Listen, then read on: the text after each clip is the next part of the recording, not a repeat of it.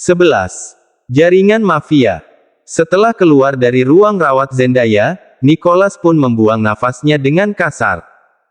Apa yang selama ini mengganjal di dalam hatinya kini seolah perlahan hilang. Semuanya tentang Zendaya kini telah benar-benar berakhir, tidak peduli bagaimana kehidupan rumah tangganya Nicholas tak akan terpengaruh. Zendaya harus menyelesaikan sendiri masalah hidupnya, seperti selama ini Nick yang berjuang sendirian untuk sembuh dari rasa sakit hati. Dibandingkan terus berkutat dengan masa lalu, Nicholas lebih pilih untuk menjalani hidupnya ke depan. Dan sekarang hanya Naina lah yang ada di sampingnya. Setelah Nicholas pergi, Gracia pun masuk ke dalam ruang rawat Zendaya. Dia merasa tak tenang atas pertemuan kedua orang tersebut, jadi datang ke sini untuk memastikan semuanya. Namun belum sempat dia masuk ke dalam kamar wanita itu, Gracia sudah lebih dulu mendengar suara tangis yang begitu pilu. Langkahnya sontak terhenti sejenak, sebelum akhirnya kembali mengambil langkah mundur dan pilih untuk keluar lagi. Mendengar tangis itu, bibir Gracia tersenyum kecil. Tidak perlu dijelaskan, dia sudah tahu apa jawabannya. Dr. Nicholas pasti mengakhiri semuanya dengan Zendaya. Baguslah, untuk apa juga kembali pada wanita itu. Kak Nicholas berhak mendapatkan wanita yang lebih baik, gumamnya, dan wanita yang lebih baik itu adalah dirinya, bukan yang lain. Keadaan rumah sakit awalnya berjalan seperti biasa, namun mendadak jadi tegang ketika sore menjelang, ketika Dr. Aresa akhirnya memasuki rumah sakit tersebut. Dr. Aresa sebenarnya sangat ramah, hanya saja kemampuannya yang luar biasa di dunia medis membuat semua orang sangat menghormatinya. Hingga saat menunduk sampai nyaris membungkuk untuk memberikan hormat. Tahu bahwa calon ibu mertuanya datang, Gracia adalah yang maju paling depan. Menyapa dan berniat mengantarkan Dr. Aresa menuju ruangan sang anak. Jelas saja Dr. Aresa pasti hanya akan berkunjung. Tidak menangani kasus apapun. Selamat datang dokter, sapa Gracia dengan begitu anggunnya. Gracia, semakin hari kamu semakin cantik saja, puji Momi Aresa.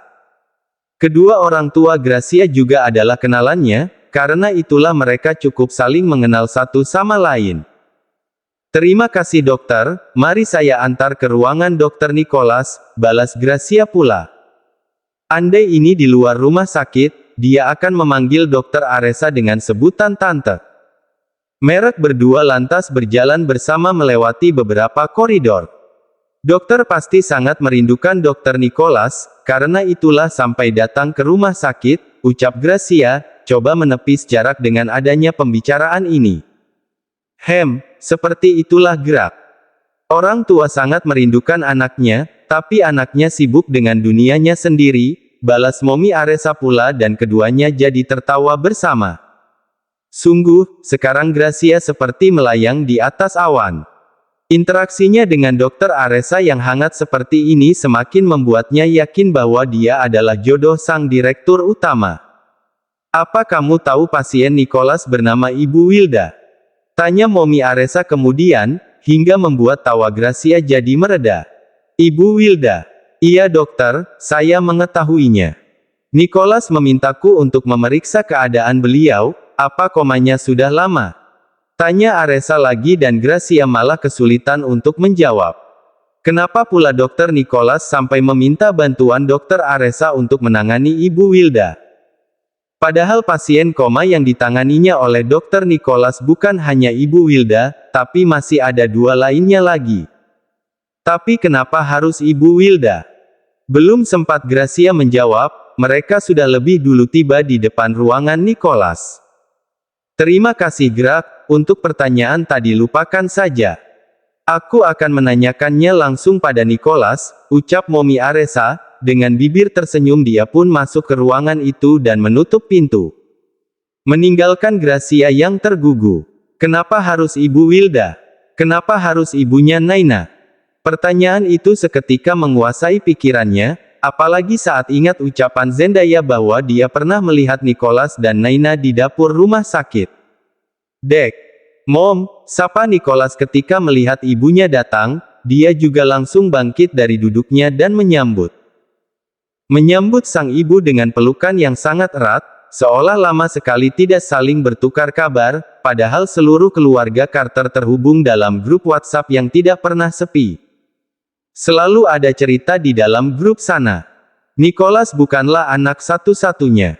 Dia memiliki saudara kembar bernama Nathan Carter, juga dua adik wanitanya yang lain.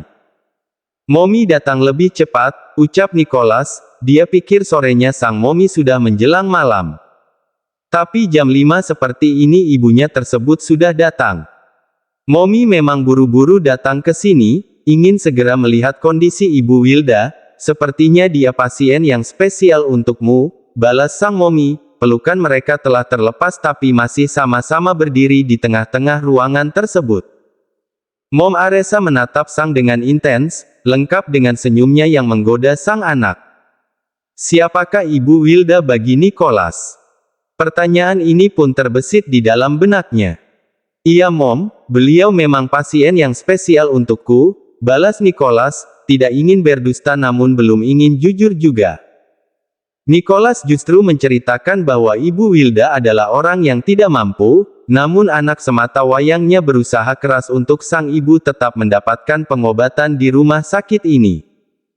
Jadi Nicholas tidak ingin mengulur waktu, jika bisa secepatnya dia pun ingin Ibu Wilda segera membaik. Meski sembuh total kemungkinannya sangat kecil, tapi setidaknya ada kenaikan dari kondisi kesehatannya. Mendengar cerita itu Mom Aresa pun mengangguk kecil, melihat kesungguhan dan ketulusan sang anak dia pun jadi enggan untuk menunda. Sekarang juga bawa Mommy ke ruang rawatnya, pinta Mom Aresa. Mereka berdua lantas keluar dari ruangan tersebut. Berjalan bersama dan langsung jadi pusat perhatian semua orang. Termasuk Gracia yang masih menyempatkan diri untuk melihat di salah satu sudut rumah sakit. Semua orang bertanya-tanya hendak kemana Dr. Nicholas dan Dr. Aresa, sampai akhirnya mereka semua mendapatkan jawaban yang sama. Kedua dokter ternama itu mendatangi kamar rawat Ibu Wilda. Dek. Jantung Naina sontak seperti berhenti berdetak saat itu juga, saat dia lihat Dr. Nicholas datang tidak seorang diri, melainkan dengan wanita cantik yang wajahnya begitu mirip dengan Dr. Nicholas. Tak perlu dijelaskan, Naina langsung tahu bahwa wanita itu adalah Dr. Aresa, ibu dari Dr. Nicholas. Dan secara tidak langsung juga mertuanya meski masih disembunyikan. Astaga, batin Naina. Dia sampai terperangah. Selamat sore dokter, silahkan masuk, ucap Naina, kedua tangannya telah basah dengan keringat dingin. Dia terus meremat kedua tangannya tersebut, dan menyingkir mempersilahkan kedua dokter itu untuk masuk ke dalam kamar yang tidak terlalu besar ini, bahkan bisa dibilang kecil. Melihat ada seorang wanita muda di sini, membuat kening Mommy Aresa jadi berkerut. Lalu dia tatap anaknya yang ternyata malah memalingkan wajah. Beberapa saat lalu Mommy Aresa kita anak Ibu Wilda adalah seorang pria, ternyata wanita cantik yang begitu sederhana. Sungguh, Mommy Aresa adalah manusia paling peka di dunia ini. Melihat gelagat keduanya dia langsung tahu bahwa ada sesuatu. Halo, anaknya Ibu Wilda ya? Saya Dr. Aresa, ucap Mom Aresa, memperkenalkan diri sebab ini adalah pertemuan pertama mereka. Iya dokter, nama saya Naina, jawab Naina yang jadi gagap. Apa yang dilakukan Nick? Tidak ada, hanya memasang wajahnya yang datar. Setelah perkenalan singkat itu akhirnya Naina diminta untuk keluar lebih dulu, sementara Dr. Aresa didampingi oleh sang anak memeriksa kondisi Ibu Wilda. Apa kamu tahu Nick? Terkadang orang yang mengalami koma bukan hanya karena sakitnya. Tapi dia sudah lelah dengan kehidupannya, ucap Mom Aresa. Dia bicara seperti itu setelah melakukan beberapa pemeriksaan, bahkan sempat mengajak Ibu Wilda bicara tentang Naina. Apa Ibu Wilda tidak ingin melihat Naina sekarang? Dia begitu kurus. Saat Dr. Aresa bicara seperti itu tak ada respon apapun. Bahkan nafasnya terdengar teratur. Tak ada tanda-tanda sedikit pun tentang adanya perubahan perasaan. Sementara orang koma bukan berarti tak merasakan apa-apa, mereka masih mampu mendengar, bahkan merasakan hawa di sekelilingnya. Tapi saat Dokter Aresa berkata bahwa Naina saat ini sudah bahagia, barulah Ibu Wilda memberikan sedikit respon. Bahkan jari kelingkingnya pun ikut bergerak. Dan mendengar ucapan sang ibu, Nicholas hanya terdiam, hanya membalas tatapan sang ibu yang sejenak menatap ke arahnya. Sebelum akhirnya kembali melihat ke arah Ibu Wilda. Apa kamu tahu apa yang dilakukan Naina untuk mencari uang demi pengobatan ibunya? Tanya Momi Aresa dan membuat jantung Nicholas seketika berdenyut nyeri. Karena pertanyaan itu seolah menusuk tepat di relung hatinya. Nicholas terdiam, tidak menjawab sepatah kata pun. Mintalah Naina untuk berhenti bekerja, tentang biaya pengobatan ibunya biar Momi yang tanggung, ucap Dokter Aresa kemudian. Dia yakin hal ini ada sangkut pautnya. Ibu mana yang tahan melihat anaknya banting tulang demi menyambung kehidupan keluarga? Ibu Wilda tak ingin melihat hal itu. Mungkin jika Naina terlepas dari semua bebannya dan mulai hidup dengan bahagia, maka Ibu Wilda akan punya semangat untuk sembuh. Karena yang akan dia lihat adalah kebahagiaan anaknya. Momi Aresa belum sempat memikirkan tentang ada hubungan apa di antara Nicholas dan Naina. Dia sudah lebih dulu bersimpati pada Ibu Wilda. Sebagai sesama orang ibu dan menghadapi keadaan yang seperti ini. Pindahkan Ibu Wilda ke kamar rawat 1, 3 hari lagi kita coba sama-sama kembali memberinya rangsangan menggunakan akupuntur, putus Momi Aresa pula. Baik Mom, jawab Nicholas patuh. Dalam sekejap hidup Naina seperti terangkat hingga ke atas awan oleh semua orang. Biaya pengobatan Ibu Wilda dibebaskan dan kini Ibu Wilda pun dipindahkan ke kamar yang lebih besar. Tidak ada angin dan tidak ada hujan, tiba-tiba Dokter Aresa pun ikut turun tangan untuk pengobatannya. Desas-desus pun semakin berhembus dengan kencang, ada apakah ini? Apakah Naina dan Dokter Nicholas memiliki hubungan? Atau mungkinkah Naina hanyalah gadis yang beruntung?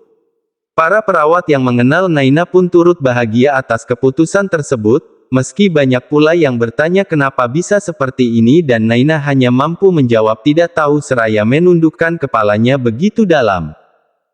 Aku tidak tahu Kak, aku juga sangat terkejut dengan keputusan Dokter Nicholas dan Dokter Aresa, ucap Naina, dia menundukkan kepalanya lagi seolah semua kemudahan yang dia terima ini adalah sebuah kesalahan.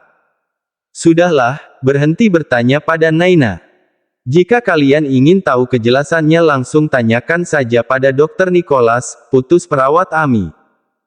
Perubahan ini memang menimbulkan sedikit kegaduhan, tapi dia tak ingin keadaan rumah sakit jadi terganggu. Harus kembali dibuat tertib. Istirahatlah bersama ibumu, ini sudah malam, titah perawat Ami dan Naina hanya mengangguk seraya kembali menundukkan kepala. Dia lantas masuk ke dalam ruang rawat ibunya yang baru dan meninggalkan para perawat yang masih ingin tahu itu di luar sana. Naina masuk dan menatap seisi ruangan itu dengan mata yang berbinar. Bukan hanya semua orang, tapi dia pun sangat terkejut dengan semua perubahan mendadak ini. Sebelumnya tidak ada pembicaraan apapun di antara dia dan Dokter Nicholas, bahkan pertemuan terakhir mereka Naina sedikit merasa kesal karena pendapatnya tidak didengar. Tapi tiba-tiba dia dan sang ibu mendapatkan kejutan luar biasa seperti ini. Dokter Aresa yang dia bayangkan begitu mengerikan, ternyata tak ada bedanya dengan seorang peri yang dikirim oleh Tuhan. Kedua mata Naina sampai terasa panas, menggenang cairan bening di dalam sana. Entah kenapa tiba-tiba ingin menangis. Bu, panggil Naina, dia telah duduk di samping ranjang tersebut. Ranjang yang terasa jauh lebih nyaman dari sebelumnya. Ruangan ini juga sangat besar bagi Naina, ada sofa panjang yang nanti bisa dia gunakan untuk tidur. Aku tidak perlu lagi membayar biaya rumah sakit Bu, Dokter Aresa sudah membebaskannya, ucap Naina pula. Meski sebelumnya biaya pengobatan ditanggung oleh Nicholas, tapi tetap saja kini rasanya berbeda. Seolah beban yang dia tanggung di pundak benar-benar telah hilang. Satu pesan masuk di ponsel Naina dan membuat perhatian wanita itu jadi teralihkan. Dia ambil ponselnya di dalam tas dan melihat ada satu pesan masuk dari sang suami. Mau pulang atau tidak? Tulis Nicholas dalam pesan singkat tersebut. Saat ini waktu sudah menunjukkan jam 8 malam, Naina juga sudah memindahkan semua barang-barangnya di kamar baru ini. Terima kasih sayang, maaf siang tadi aku malah membantah keputusan kamu, balas Naina. Jangan berterima kasih padaku, jika ingin berterima kasih katakanlah pada ibu mertuamu. Aku serius sayang, balas Naina. Aku juga serius Laura. Dokter Aresa sangat baik, jangan membuatnya syok dengan kebenaran hubungan kita. Ada yang bilang momiku punya jaringan mafia, dia bahkan bisa tahu semua hal tanpa perlu kita bercerita. Jangan membuatku takut. Naina jadi kesal lagi, Nicholas selalu menggodanya seperti ini. Aku hanya mengatakan yang sebenarnya, Nay. Dokter membuatku takut. Aku benci dokter. Kesal Naina. Di ujung sana Nicholas terkekeh membaca pesan tersebut, hilang sudah wajah datar yang selalu dia tunjukkan pada semua orang. Jadi mau pulang atau tidak? Jika pulang ayo kita pulang bersama. Aku akan tunggu di halte dekat rumah sakit, tulis Nicholas lagi. Apa boleh aku tidur saja di sini? Kenapa? Mentang-mentang mendapatkan kamar baru. Padahal semalam kamu sudah tidur dengan ibu, kapan tidur dengan suamimu? Kini giliran Naina yang mengulum senyum, entah kenapa senang saja saat Dokter Nicholas mengakui dirinya sendiri sebagai suaminya seperti itu. Dokter pulang lebih dulu saja, nanti aku menyusul. Jangan pulang bersama seperti itu. Balas Naina. Tidak akan ada yang tahu, aku akan tetap menunggumu di dekat halte bus. Sekarang aku keluar dari ruangan, putus Nicholas. Dek. Begitu saja jantung Naina berdegup, belum apa-apa sudah takut jika hubungannya dengan Dokter Nicholas terhendus oleh orang lain. Jadi buru-buru dia membalas pesan itu, agar Dokter Nicholas menarik keputusannya. Jangan dokter. Pokoknya aku akan pulang sendiri. Putus Naina. Tapi pesannya tersebut tidak mendapatkan jawaban, sampai 10 menit berlalu tetap tak ada balasan. Membuat Naina ingin berteriak frustasi, karena membayangkan sang suami sudah menunggu di dekat halte bus sana. Ya ampun Bu, suamiku menyebalkan sekali, adu Naina pada sang ibu, dia tidak sadar saat bicara seperti itu jari kelingking sang ibu pun bergerak. Aku pulang dulu ya Bu, nanti Kak Ami akan datang ke sini untuk memeriksa keadaan itu. Besok pagi aku akan datang lebih cepat, pamit Naina. Setelah mencium kening sang ibu, Naina keluar dari ruangan itu. Dia lihat ke kiri dan ke kanan, belum apa-apa sudah takut ketahuan.